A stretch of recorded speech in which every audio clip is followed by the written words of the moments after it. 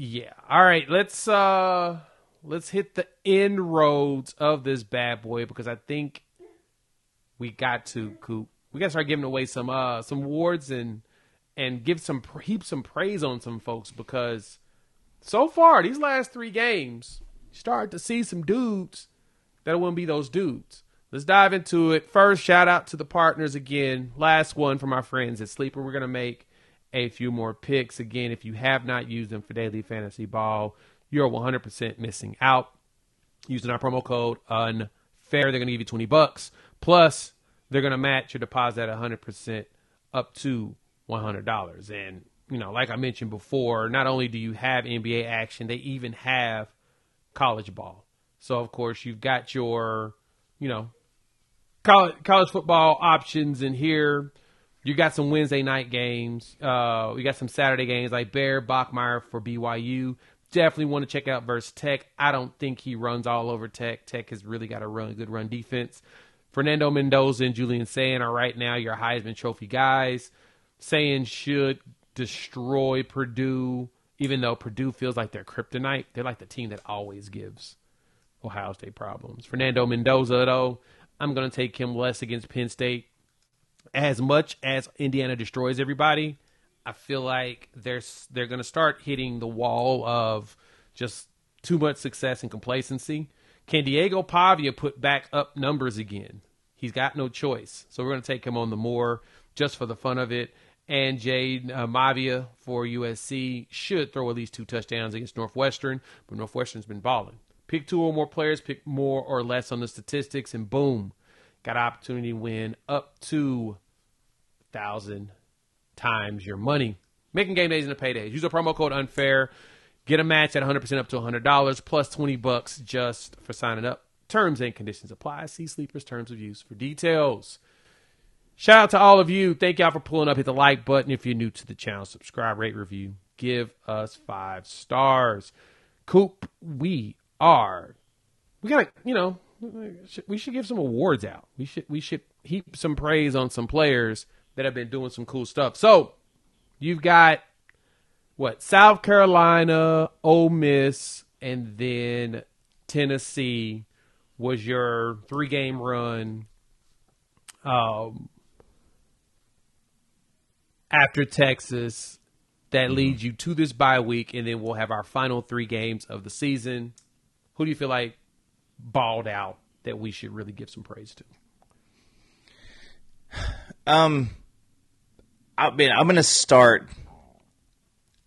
I think I got 2 guys on the defense. And it's hard because I saw maybe the Nagurski, kind of like finalist or watch list or whatever the other day, and you had no OU guys. And Jay, I said at the beginning of the season. So I think that it's going to be so spread throughout the entire team. You're not going to have one dude who's just like balling out. You're going to have such a spread that like there's not going to be a ton of OU guys on these watch lists. Nope. That being said, you got it. So I'm going to pick 2. I'm going to pick 2 guys on the defensive. One, because you got to go with Heineke. Owen Heineke, like the guy he shouldn't be on the field. But not only is he just continues to make play after play after play, playing through the broken bone in his hand, playing, trying to play with the broken bone sticking out of his hand. Like, he just continues. Like, he crushes Aguilar, and he gives the opportunity for our Mason Thomas to run down the sidelines. He plays great in coverage. He plays great, against the run. So, man, I don't think that you can talk about this team without talking about Heineke. I agree with you there.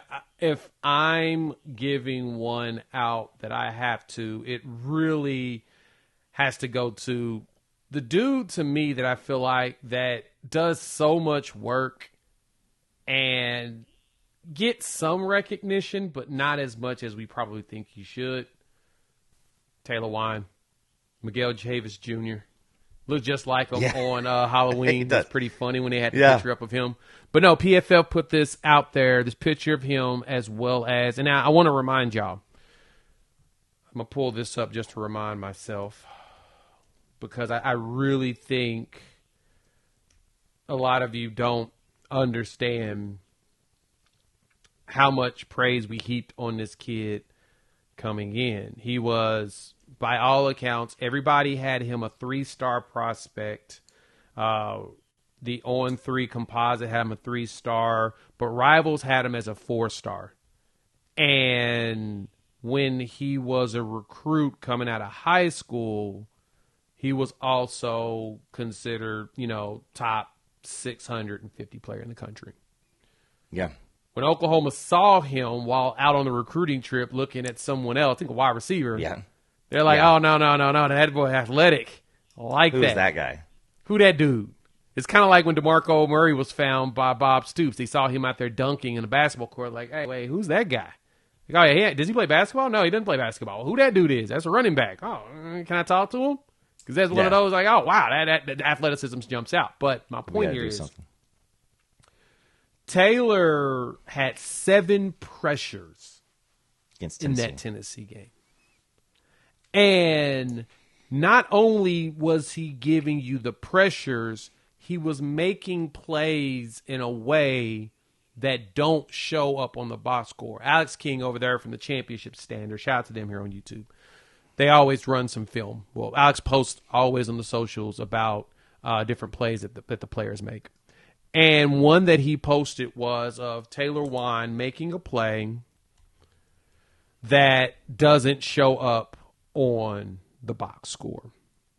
Mm-hmm. And what he did was not only did Taylor blow up the play, he forced it to where there was a tackle for loss cost from somebody else just because of where he was located. It was probably one of the better plays I had seen in the game, and I was like, oh, I see what you mean about him making plays that don't show up on the box score. It was dope. Period. And, Jay, I think that's like one of the, because leading up to it, like, dude gets some love but doesn't get enough. Like, you could talk about so many players right now who just continue. Kip Lewis. Like, nobody talks about Kip Lewis except for he affects so many things. Reggie Powers. Nobody talks about Reggie, but he continues. And also, hey, just shout out to the Powers family too. Reggie Powers and his pops, they lost his grandfather this week too. For the Powers family, yeah. And I know that he was very, very influential in RP3's life. And so he played that Tennessee game under that, and his dad wasn't even available to be there. So Reggie had himself a pretty good game with a heavy heart. But David Stone, there's so many different people in this fan base. I mean, I just plead with you guys. We wanted a defense. We wanted a defense that could hold team to 30 or below at one point. Here's the play. Watch Wine blow up to where Heineke get back there and get that tackle for loss. Specifically, he just blows it up to where the blocking could not get established as it needs to. And this is a play that doesn't show up in the box score. There's no assist. That warmed my heart seeing that. Yeah. And we've talked about it, David Stone sacrificing himself for the play, like blowing up the line of scrimmage in order for your teammate to make a play. But my rant, Jay, I was going on is, fan base, please, like, you can't let every scenario be let's fire somebody. Like, we asked for last year, we were asking for, would you trade last year for this year at this point? Absolutely not. Everybody would say yes, right? Mm-hmm. My second guy I want to recognize on the defensive side, Jay, is a true freshman. A guy who continuously gets put in the spotlight, and sometimes people hail him as phenomenal. Like, he's got some of the best, grades as far as like completion percentage, pass breakups, and that's Courtland Guillory. He does get picked on at times, and he does make freshman errors at times, but this guy's still a freshman. He's still a first-year player learning things. He's going on the road and doing these things. Nicholas Harbor, he's been against Cam Coleman. This week he was against Chris Brazell, a dude who is like well over 100 yards against a lot of big-time programs. Oh, yeah. Dude held him to 68 yards. Look at this. Look at the defense here, right? Like after this sack, it's the Courtland Guillory defensive play that right here, just all over Chris, telling him, no, sir, not on my watch. And that's a play that Brazell made against Georgia. Oh, yeah. Earlier in the year. I mean, he's made it against a lot of different people. So I just say this, guys, for the love of God, like, don't let your emotions happen. Ebb and flow with every single play in the game. Like, we were not giving up yards, but not getting turnovers, and it was boring, dominant defense. Now we gave up some yards, and we were causing turnovers all over the place and affecting the game. And everybody wants to get mad at folks. Like, you're still playing a true sophomore and a true freshman at corner. And these games are big for them, because they're going on road in big environments. And so when he goes against Alabama in 2 weeks, he's not going to be shook. He's been here before. And that was the unfortunate thing that this defense had to deal with when you really think about the recruiting aspect and getting players like Valai and them. Valai had to rely heavily on the portal when he first got here to really try to rebuild the room. And you had years where you had multiple transfer guys starting. Then you get Eli Bowen as a prospect last year, and he blows up, and you're like, good, we're great. Gentry hasn't been healthy, but when he is healthy, he's out there playing like nails. He's chasing dudes down. He's breaking up passes. He's playing good ball. Then this year you get Courtland. So you've got one vet in Gentry who's up and down because of that shoulder, but he's still playing. Then you get two young dudes that's out there that's dogging it. Plus you got two or three more in the chamber that's still also ready to play and contribute. Jacoby looked solid when he got out there, also using his height and his athleticism. The bigger challenge, though, was they were trying to find dudes that was ready to step up and play immediately.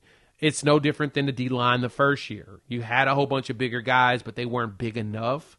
Then you had to teach, like Isaiah Coe and them, they had to get over 300, and then they had to learn how to play at 300.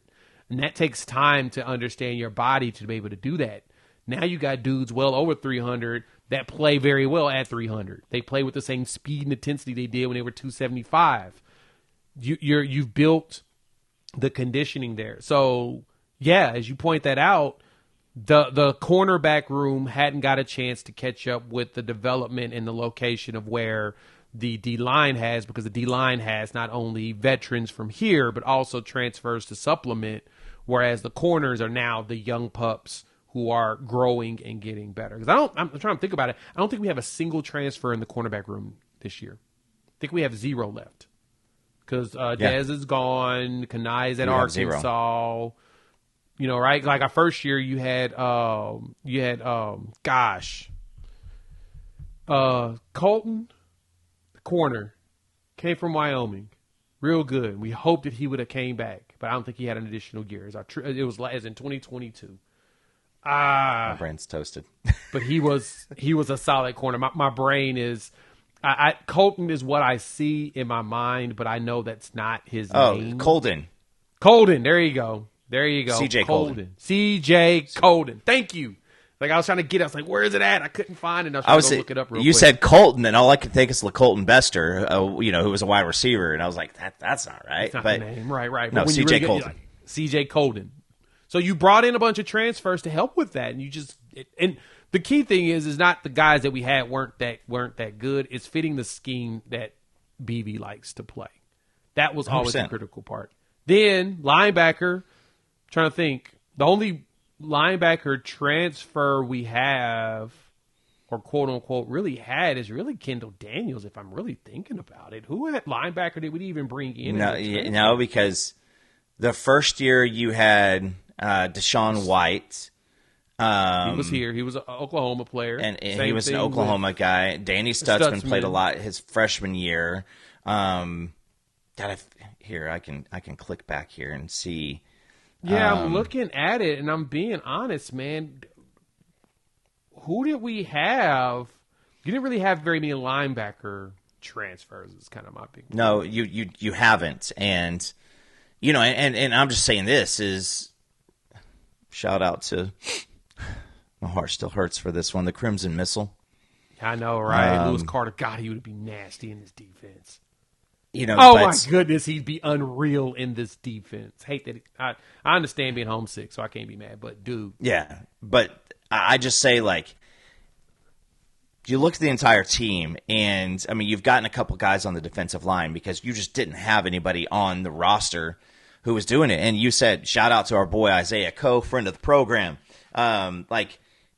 Isaiah, like you're starting to see, you had Caden Woolard also, which was you brought in some solid edges to kind of grow with, some seniors, some bigger bodies, dudes that could play.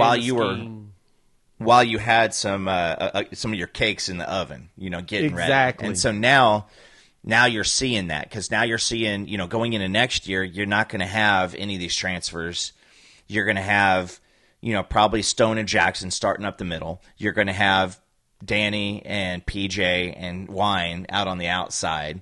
You're going to start. You'll have some White Gilmore action to probably pay. White CJ Gilmore, Nixon may be ready and Banks as well. Right? Yeah. You're going to have all homegrown because that's how Brent Venables has done this. It hasn't been, and that's and I will pause again because.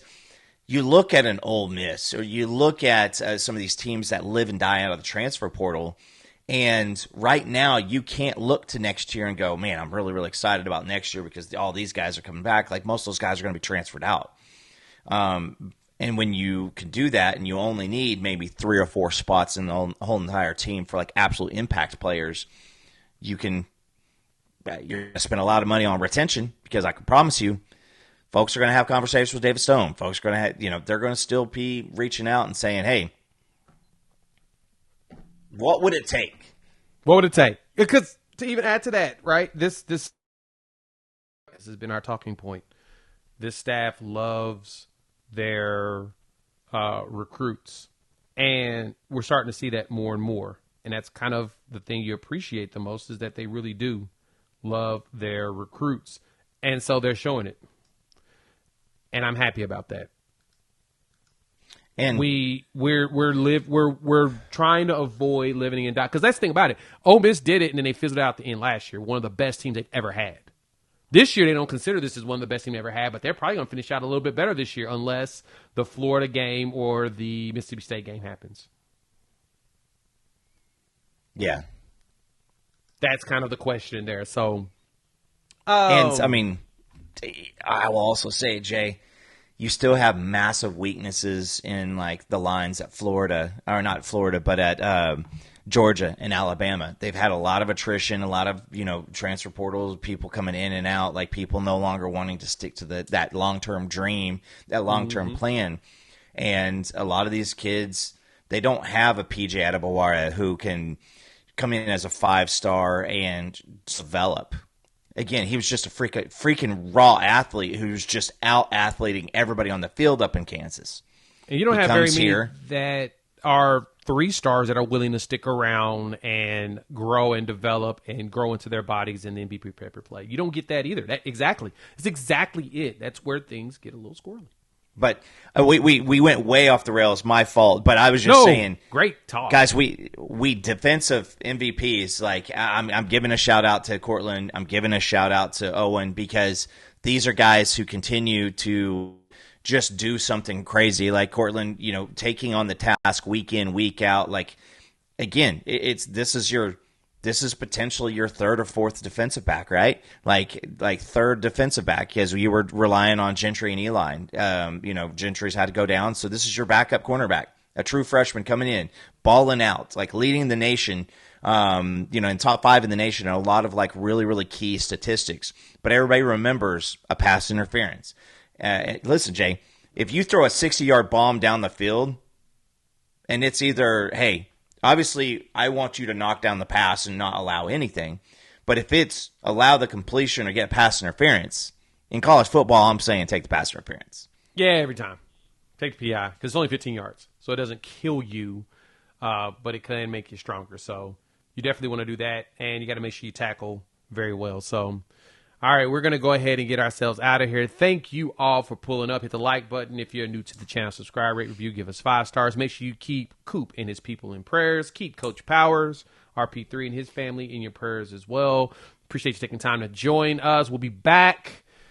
We'll talk on Sunday because it's bye week, so we're going to recap what happened in the SEC and what the heck that means for us going forward. So, because Alabama's got the LSU game, so we will all be probably hate watching that game because if LSU can pull off a miracle upset, they could dishevel things when we play against them, and it's going to definitely shake up the college football playoff rankings. Game.